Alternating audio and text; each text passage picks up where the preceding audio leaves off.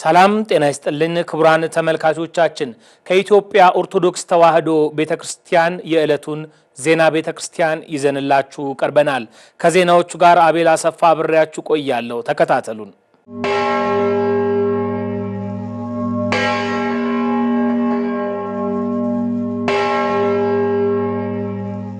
ቀዳሚ ወዳደረግነው ዜና እናልፋለን። በአዲስ አበባ ሀገረ ስብከት በገነተ ኢየሱስ ገነተ ማርያም ቤተክርስቲያን የጌታችን መድኃኒታችን ኢየሱስ ክርስቶስ የግዝረቱ በዓል መታሰቢያ በታላቅ ድምቀት ተከብሯል። ሰናይት ባንተ ያዘጋጀችውን ዘገባ ፈለጉሽ አሻግሬ እንደሚከተለው ታቀርበዋለች። በየዓመቱ ጥር 6 ቀን የሚከበረው የጌታችን የመድኃኒታችን የኢየሱስ ክርስቶስ የግዝረት መታሰቢያ በዓል በአዲስ አበባ ሀገረ ስብከት ፈረንሳይ ለጋሲዮን 41 ኢየሱስ እየተባለ በሚጠራው አካባቢ በሚገኘው በጥንታዊና በታሪካዊ ገነተ ኢየሱስ ገነተ ማርያም ቤተክርስቲያን በታላቅ ድምቀት ተከብሯል። በክብረ በዓሉ ላይ የሀገረ ስብከት የሥራ ኃላፊዎች እንዲሁም የወረዳ ቤተ ክህነት ልዩ ልዩ የሥራ ኃላፊዎች የአድባራትና የገዳማት አስተዳዳሪ አባቶች፣ ካህናት፣ በርካታ ህዝበ ክርስቲያኖች ተገኝተዋል። ክብረ በዓሉን አስመልክቶ ትምህርተ ወንጌል የሰጡት የቀጨኔ ደብረ ሰላም መድኃኔዓለም ቤተክርስቲያን መምህር መጋቤ ሐዲስ ሄኖክ ፈንቴ ስሙን ኢየሱስ ብለው ጠሩት በሚል ርዕስ ወንጌል አስተምረዋል። ተወልደ ከመላይ ወአኮ ከመደም እንደ ደም አይደለም የተወለደው እንደ ላብ ነው ይላል። ይሄን ደግሞ እናጥ ነው ክርስቲያኖች ደም ከሰውነታችን ሲወጣ አቁስሎ ምልክት አሳይቶ ሰንጥቆ ነው አይደል ከሰውነት የሚወጣው። ላብ ግን ወይም ወዝ የምንለው ከሰውነታችን ሲወጣ ሰውነታችን ሳያቆስል ነው። አቁስሎ ነው እንደ ሰውነታችን የሚወጣ በታተመ ፊት ላይ። አሁን ለምሳሌ ፀሐይ ነካስ ያደርጋችሁ ላብ ከግንባራችሁ ይወጣል አይደል? በታተመ ፊት ላይ ቆዳ ሳይሰነጥቅ በህቱም ገጽ ላይ ላብ ይወጣል። ደም ቢሆን ግን ቆዳን ሰንጥቆ ምልክት አሳይቶ ነው አይደል? ክርስቶስ ከድንግል ማርያም የተወለደው እንደ ደም አይደለም። እንደ ምንድነው ማለት ነው? እንደ ወስ። ወስ በቆዳ ሰንጥቆ ሳይሆን ያለ ምልክት ያለ እትራት ከአካል እንደሚወጣው ሁሉ ክርስቶስም ማኅተመ ድንግልናዋን ሳይፈታ ከማን ተወለደ? ከድንግል ተወለደ ማለት ነው። እንግዲህ ይህ የተወለደው ዛሬ ምኑ ነው ማለት ነው? ባለ ግዝረቱ ነው። ወደ ግዝረት ቤት የሄደበት ነው። በተወለደ በ8ኛ ቀኑ እንደ ኦሪቱ ሕግ እንደ ኦሪቱ ሥርዓት ወደ ቤተ ግዝረት ይዘውት ሄዱ። ወደ ቤተ ግዝረት ይዘውት ሄደው ሳለ ገዛሪው ምላጩን ይዞ ቀረበ። ማን ነው? ስምዖን ይባላል። ለመገዘር ምላጩን ይዞ ሲቀር ኢየሱስ ክርስቶስን ለመገዘር በተዘጋጀ ሰዓት ከስምዖን እጅ ላይ ያለው ምላጩ ምን ሆነ? ውሃ ሆነና ቀለጠ ማለት ነው። ክርስቶስ ግን ሲታይ በራሱ የተገረዘው ነው ተገኝቷል። ምላጭ ከአካሉ ላይ አላረፈበትም። ለምን? ከዕለተ ዓርብ በፊት ቀድሞ ደሙ ምን ስለማይሆን ደሙ ስለማይፈስ። የደብሩ አስተዳዳሪ ቁሞስ አባ ገብረ ማርያም ወልደ ሳሙኤል በክብረ በዓሉ ላይ ለተገኙ ላገለገሉና ለተሳተፉ ሁሉ ምስጋና አቅርበዋል። እግዚአብሔር ደግሞ ለሚመጣው ዛሬ የመጡትን ለዛሬ ዓመት ደግሞ በእጥፍ ጨምረው እንዲያገለግሉ ዕድሜ ጤና ሰጥቶ ያቆየን ያቆያቸው። ይህ አገልግሎት ደግሞ እንዲሰጥ በማድረግ መምህራኑ ከሩቅም ከቅርብም መጥተው አገልግሎቱን እንዲሰጡ በማድረግ ከኛ ጋር በመነጋገርና መመሪያ በመቀበል የቤተ ክርስቲያናችን ጉባኤ አርድእት የተባለ የዲያቆናት ማህበር ሙሉ የትራንስፖርቱንና የማስተባበር ስራውን በመፈጸም መምህራኑ እንዲገኙ ዋናውን ድርሻ ተወጥተዋል። ልጆቻችሁን ልብላችሁ አመስግኗቸው፣ እግዚአብሔርን አመስግኑላቸው። ምስፍንናን ከክህነት ማጣመራቸው በሚነገርላቸው በልዑል ራስ ካሳ ኃይሉ የተመሰረተውና ከ100 ዓመት በላይ ያስቆጠረው የደብሩን ጸበል ስፍራ ጨምሮ በርካታ የልማት ስፍራዎች እየተከናወነ ይገኛል። ለዚህ ታላቅ ደብር አገልግሎት ማስፋፊያ ህዝበ ክርስቲያኖች ተሳትፎ እንዲያደርጉና ለበርካታ ዓመታት ፈውስን እየሰጠ በሚገኘው ጸበል ድነትን እንዲያገኙ የደብሩ ሰበካ ጉባኤ ሊቀመንበር አቶ መሳይ ክንፉ ጥሪ አቅርበዋል። የሚደረጉ ገብሬ ታምራትን ፈውሶች እጅግ በጣም ብዙ ናቸውና ቦታዋ ላይ እየተሰጠ ያለው አገልግሎት ሳይቋረጥ የሚካሄድ ያለው የበረከት ስራ ሳይቋረጥ ፈውሷ ሳይቋረጥ የእመቤታችን አሁንም ዕለት ዕለት ብዙ ገቢረ ተአምራት እየተደረገ ነውና እንደተለመደው በየዓመቱ በ20 ታቦቷ ከዚህ ተነስታ 21 ነው ወደ መንበሯ የምትመለሰውና እዛ በዓል ላይ ከዋዜማው ጀምሮ ተገኝቶ ያለውንም እንቅስቃሴ ተመልክቶ አስራቱንም እግዚአብሔር የፈቀደለትን የበረከት ስራ ተሳትፎ ደግሞ እንዲመለስ በሰበካው ስም አደራ ለማስተላለፍ ሞክራለሁ። የስብከተ ወንጌል አገልግሎትም በስፋት የሚሰጥበት ደብር መሆኑ የተገለጸ ሲሆን ለሁለንተናዊ ልማቱ ህዝበ ክርስቲያኖች እንዲሳተፉ የደብሩ የስብከተ ወንጌል ክፍል ኃላፊ መጋቢ ሐዲስ ቀሲስ ንጉሱ አለሙ መልእክት አስተላልፈዋል። በወንጌል አገልግሎት እንግዲህ በወር ውስጥ እንግዲህ ከ8 በላይ ጉባኤዎችን እናዘጋጃለን። አንጋፋ ጉባኤያችን ወር በገባ በ6 ጠዋትና ማታ እንዲሁም ደግሞ ወር በገባ በ21 የእመቤታችን ጠዋትና ማታ እንዲሁም በአባታችን በጻድቁ አባታችን በአቡነ ተክለ ሃይማኖት ጠዋትና ማታና የአራቱን ሰንበታት አሉን በአንድ ወር ውስጥ ሁለቱን ሰንበታቶች እንግዳ በመጋበዝ ሰፊ ወንጌል አገልግሎት የተሰጠ ያለበት ቦታ ነው። እንግዲህ ቦታው እንደምታዩት ብዙ ልማት የሚፈልግ ብዙ ገቤል የለው እርዳታ የሚጠይቅ ነውና ይሄን መርሃ ግብር የሚከታተሉት ቤተሰቦቻችንም ማህበረሰባችንም ኦርቶዶክሳዊ የሆነ ሁሉ በዚህ ቦታ ላይ መጥቶ ትልቅ በረከት መቀበል እንዳለበት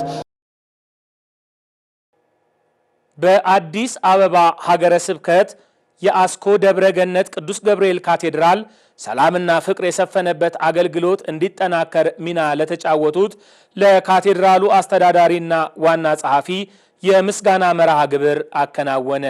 መምህር ጌታቸው በቀለ ተከታዩን ዘገባ አሰናድቷል።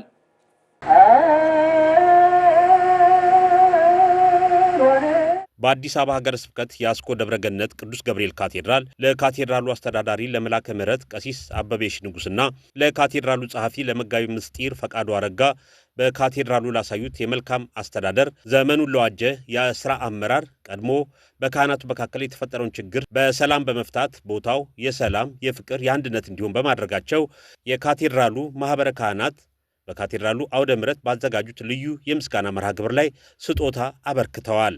የሽልማት ኮሚቴው ባቀረበው ሪፖርት መሰረት ከሐምሌ 1 ቀን 2017 ዓ.ም እስከ ታህሳስ 30 ቀን 2018 ዓ.ም ድረስ ለ6 ወራት በካቴድራሉ ዋና ስራ አስኪያጅና በካቴድራሉ ጸሐፊ በኩል የተሰሩ የሥራ ሪፖርቶችን አቅርበዋል። እነዚህም የመጀመሪያው በካቴድራሉ ውስጥ ተከስቶ የነበረውን ሰላምና አንድነት ከማምጣት አንጻር፣ በሁለተኛ ደረጃ በካቴድራሉ ውስጥ ያለውን መንፈሳዊ አገልግሎት የተሳካ እንዲሆን፣ በሶስተኛ ደረጃ የካቴድራሉን የልማት ስራዎች በማስቀጠል በርካታ ስራዎች መስራታቸውን ሪፖርቱ ያስረዳል። በካቴድራሉ ውስጥ ጠፍቶ የነበረውን ሰላምና አንድነት ከማምጣት አንጻር በማህበረ ካህናቱና በልዩ ልዩ ሰራተኞች መካከል ባለው የሰላም የፍቅርና አንድነት ሁኔታን በተመለከተ የካቴድራላችን ዋና አስተዳዳሪ ክቡር መላከ ምሕረት መምህር ቀሲስ አበበ የሺ ንጉስ እና ካቴድራላችን ዋና ጸሐፊ ክቡር መጋቤ ምስጢር ቀሲስ ፈቃዱ አረጋ ወደዚህ ካቴድራል ከመጡ በኋላ የመጀመሪያ ስራቸው ያደረጉት ከካቴድራሉ ማህበረ ካህናትና ልዩ ልዩ ሰራተኞች ጋር በመሆን ትውቅ ማድረግ ነበር። ክቡር አባታችን መላከ ምሕረት መምህር ቀሲስ አበበ የሺ ንጉስ ክብርና ሽልማት ሰማያዊ እንጂ ምድራዊ እንዳልሆነ ገልጸው በውስጣችሁ አሁን ያለውን መከፋፈል፣ ዘረኝነትና የቡድንተኝነት ስሜትን አውጥታችሁ ጣሉ በማለት አባታዊ ምክራቸውን ከለገሱ በኋላ ሁሉም ማህበረ ካህናት እጆቻቸውን ወደ እግዚአብሔር አንስተው ሰላምን፣ ፍቅርንና አንድነትን ወደ ራሳቸው እንዲያመጡ ቃል አስገብተዋል። የካቴድራሉ አገልጋዮች እንደተናገሩት ከዚህ ቀደም ቦታው ከፍተኛ ችግር የነበረበት፣ አለመስማማቶች፣ የተለያዩ ግጭቶች የሚከሰቱበት ቦታ ነበር። ካቴድራሉም ያለ አስተዳዳሪም የነበረበት ወቅት ነበር።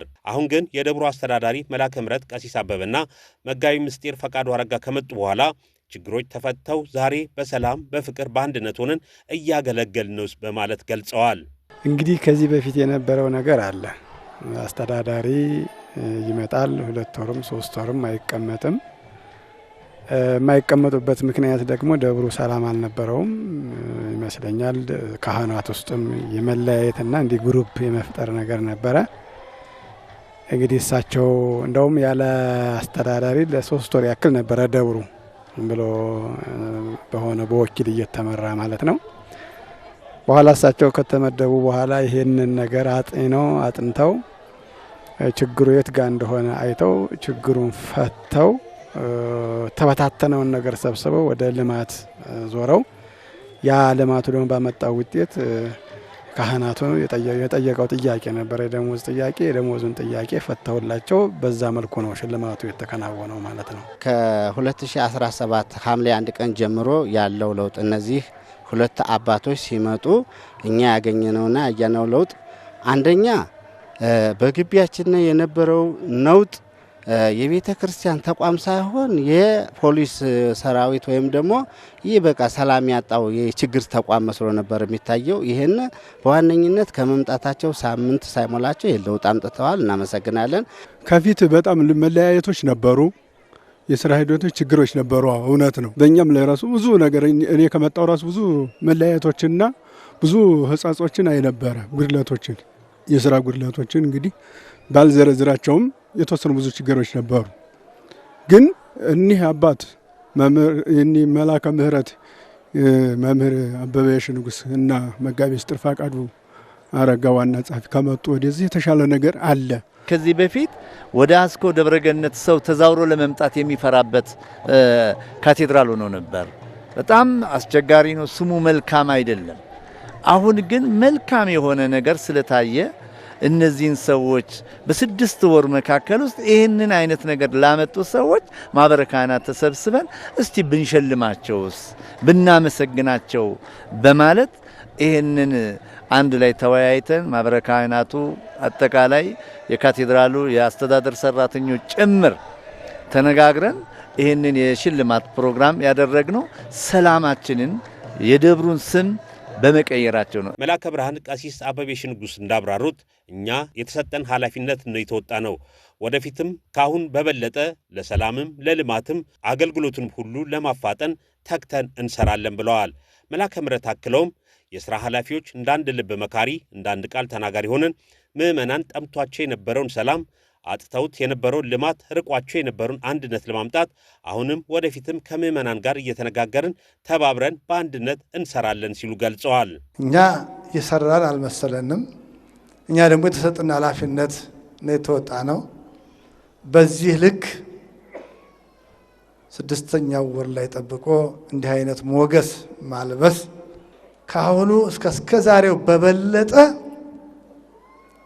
ሳናንቀላፋ ሳንተኛ ሳንደክም ለልማቱም ለሰላሙም ለመንፈሳዊ አገልግሎቱም ለማህበረ ምእመናኑም ሁሉ ነገር ለማፋጠን በቅዱስ ገብርኤል ስም ቃል እገባለሁ። ከኔ ጀምሮ ያላችሁ የሥራ ኃላፊዎች መጋቤ ምስጢርም እና መጋቤ ጥበብም የአስተዳደር ሰራተኞቹም ማህበረ ካህናት ጠቅላላ እንዳንድ ልብ መካሪ እንዳንድ ቃል ተናጋሪ ሆነን እስካሁን የአስኮ ምእመናን ጠምቶት የነበረውን ሰላም አጥቶት የነበረውን ልማት ርቆት የነበረውን አንድነት አሁንም ወደፊት ከምእመናኑ ጋር እየተነጋገር ከእናንተ ጋር ተባብረን እንዳንድ ልብ መካሪ እንዳንድ ቃል ተናጋሪ ሆነን ለማገልገል ቆርጠን ተነስተናል። ቃል እንገባለን። በመጨረሻም ለደብሩ አስተዳዳሪና ጸሐፊ፣ ለሰበካ ጉባኤ፣ ለስብከተ ወንጌል አባላት ስጦታዎች ተበርክተውላቸዋል። በሰበታ ምዕራፈ ቅዱሳን ቅድስት ሥላሴ በዓታ ለማርያም